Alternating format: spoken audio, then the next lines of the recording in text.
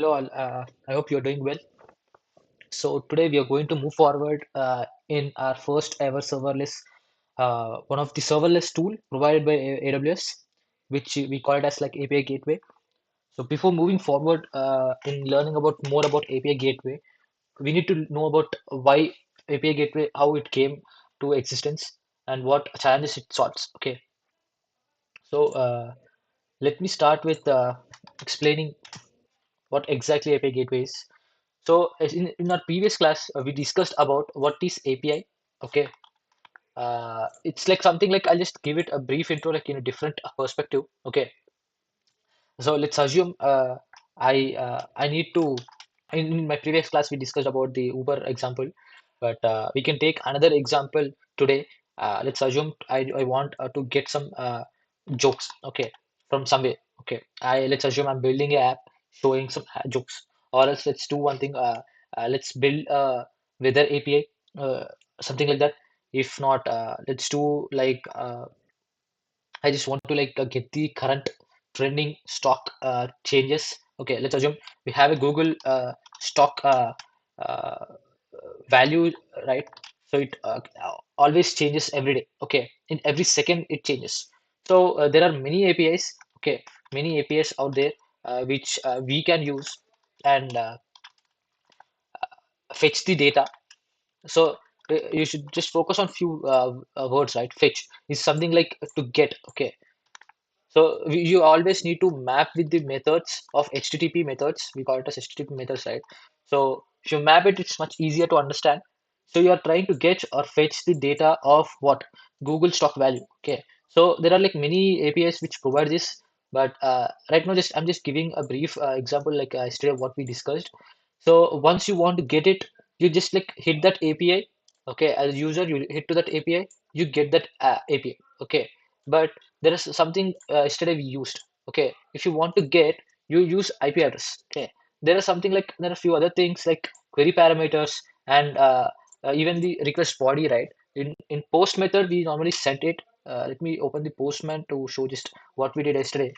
So you can see like we opened in post method, we went to body and we did like raw and JSON, right? Okay, so it's like you're sending this to the server and telling to server like try to take email as this one and store it as the emails array. Okay, so how exactly a server understands is like is using this JSON, which is one of the language you can think like.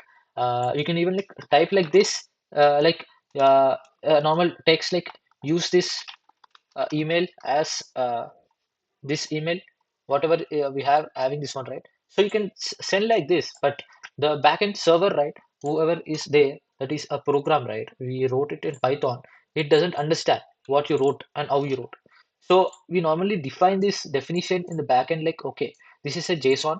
Okay, I only accept JSON, and I just take like these keywords and I'm searching the email keyword within it, and then I add that email to my entire list. Something like that they wrote. So it's like one of the common terminology or common way to communicate with two systems.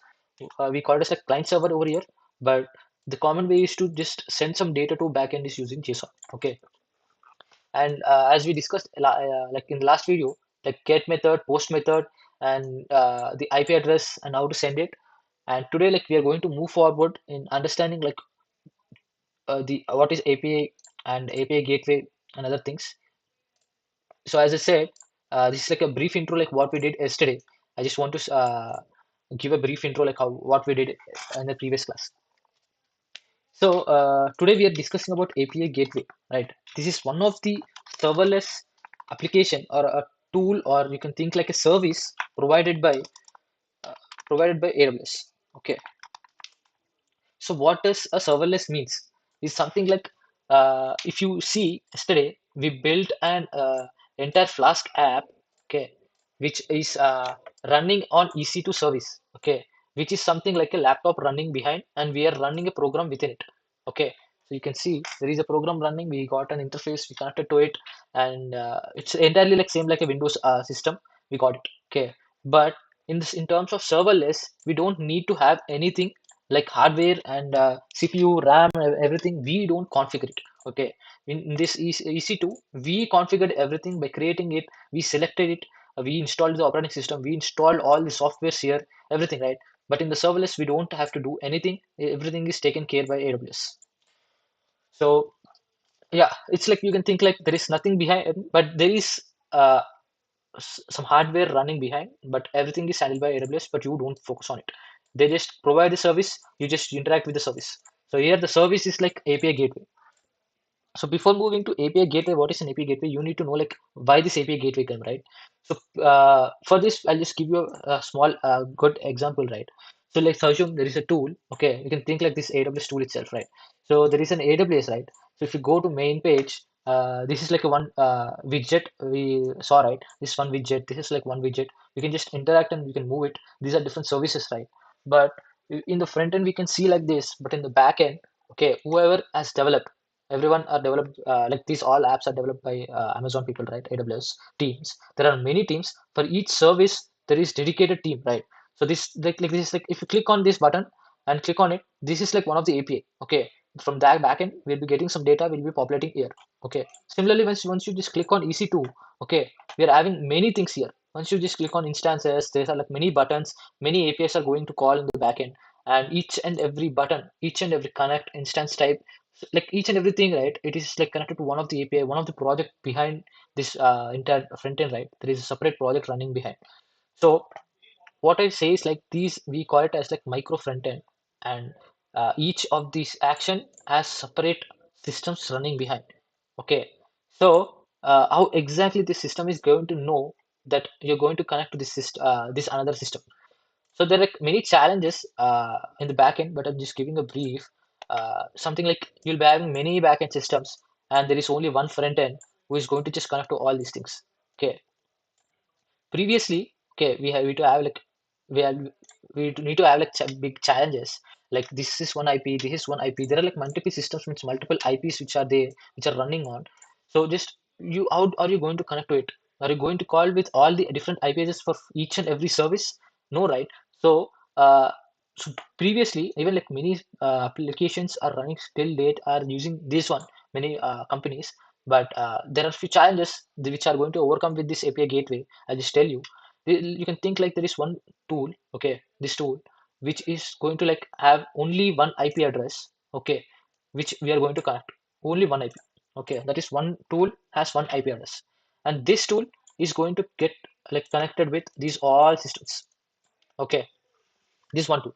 So we don't have to call with different IP addresses, and we can just call to one IP address, and just we can tell like where you want to go. Okay, go to this IP and just call like let's assume emails. Okay, email. You can think like it's like one of the system running in the backend. This is like one of this email resource. You can call it as like a resource or server or different service in the backend. So once you go to this IP, this route, and you call it as like email, it redirects to this resource or this is service or this path, right? We call it as like different paths. You can clearly see like I'll just show it practically. If you go to like google.com slash search, right? You see this search goes to the search service or resource, which is like entirely different system. Okay, entirely separate project. Eventually, okay, we're going to hit it. We'll go to this same web search API or application. If you type like google.com slash mail, you'll redirect to a different application completely. This is like a mail service. So it's like mail. So there are like many applications, many systems, many projects running behind, but only one tool in the front is going to like redirect to it with one IP itself, based on the resource or the path. Okay, so that's the idea. Like, what is the use case of this tool, and what is the problems we used to face previously, and how we eventually solved. This tool is something like Nginx. There are like many tools. Okay. But mostly one of the famous tools are like Nginx and Apache. A few tools are there. Companies use it to do like a reverse proxy kind of thing. We call this like reverse proxy. Once you just come to here and redirect to respect to a service or resource, this entire mapping is done by this tool. Okay.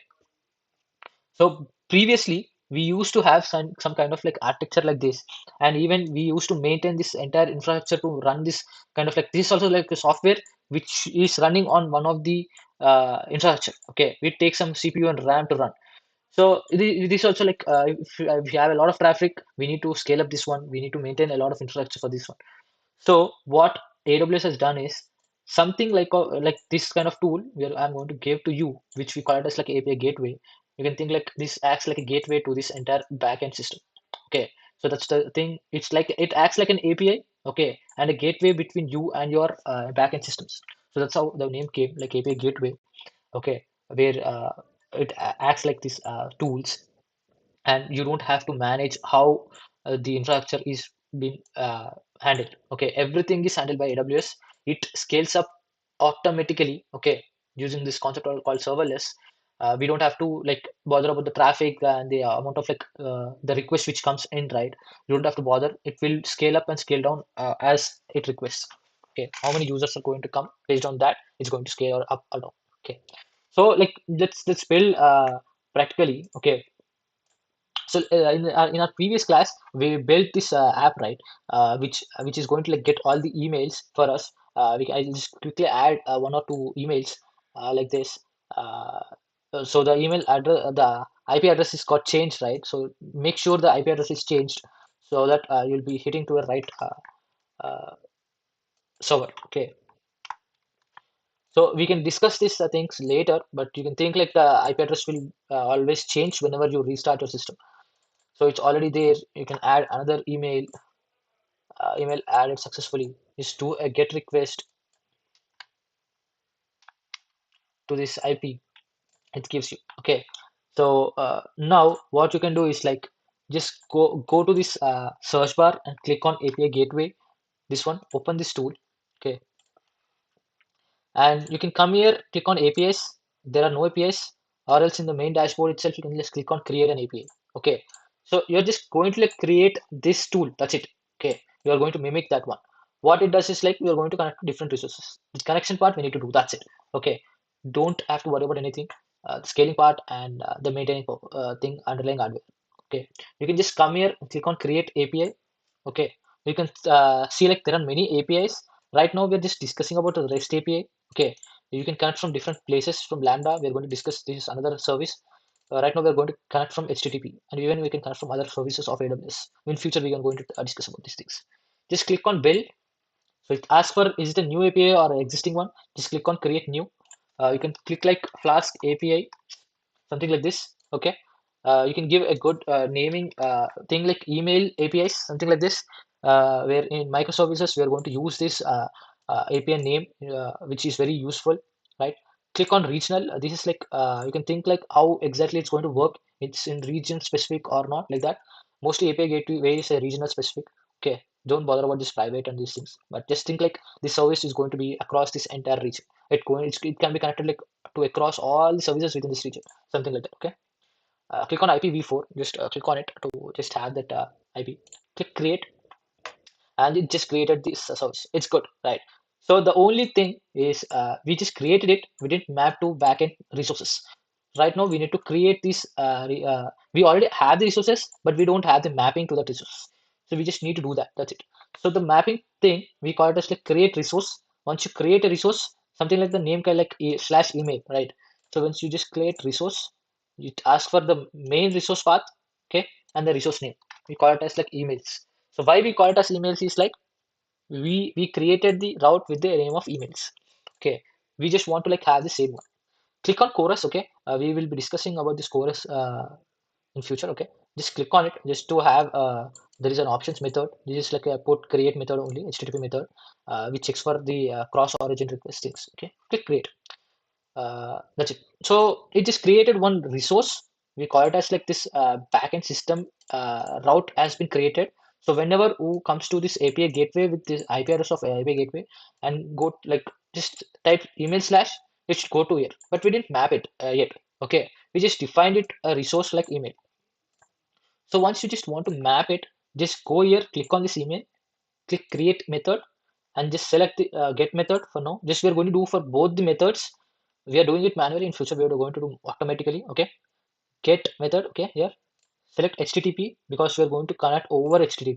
Okay, not from other services, from other Lambda, other service or VPC link or any other mock, but we're just going to connect with HTTP. Okay, ignore these all things, but just select HTTP method as get, and the endpoint URL will be exactly the same as this one. Okay, or you can just copy it from this one also. Anything is fine.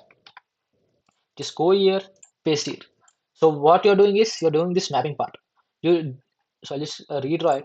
Okay, you have a API gateway, and we are having one of the resource in the backend. Okay, so user comes to here, click to API gateway, and the API gateway is going to connect to this one.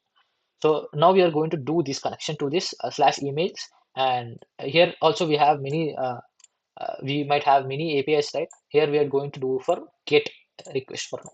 Okay, and we are going to do for post also. Okay, I'll just show it to you how we are going to do it. Okay, so yeah, just enter that emails, the endpoint URL, and just ignore these parameters for now. Method request settings, these are mainly used for authorization purpose. In future we can discuss about these things, which are like intermediate authorization, like JW token. If you are having idea, we normally do it over here, some kind of integration. You can use AWS IAM also, but I'm just ignoring these all things. Query string parameters to send any query parameters. Request headers, if you want you can just send it. Which for post will be normally having it, but you can ignore here. But as our application is going to take it from the application level itself, request body, you can make sure like there is a default request body, something like that. We can add it here, and we can just click create method. Okay, now you can clearly see there is a get method. Okay, got created, and you can see that whenever a user comes here, hits to that with a slash emails and a get method, it redirects to this app, to this resource. Okay, you can clearly see that by testing over here. Come here and just test it. You don't have anything for query strings and headers. Just click test. That's it. It shows like a beautiful response. Like it just went to slash emails get method, and the response is like count to and email ID is this. We already added these things over here. The same response you'll be getting from here, which got connected to this instance. It's a good practical way. I'll just show it quickly to how to add a post method. Just go here, click post, do HTTP request, click post method, and enter the same endpoint. Uh, Obviously, if there is a different route, we'll be going to change it based on the application level routes. Okay, but you can stick to it at like the same endpoint because I created with the same endpoint in our application. Okay, and just click create method. That's it. So if you come to post and click test, now you will be seeing this request body as this is a post method. Okay, in the get method, you don't see this one. Uh, we don't see anything in the test for the get, but in the post, you'll be seeing this request body where you will be going to give this same request body which you did here. You can just copy it and paste here. I know that this email already exists. Okay, once you just click on test, it says the same error like email already exists. But if you just change it, you can just test it, then you'll be getting like email added successfully. So this is a good practical answer practical which you can do it by yourself.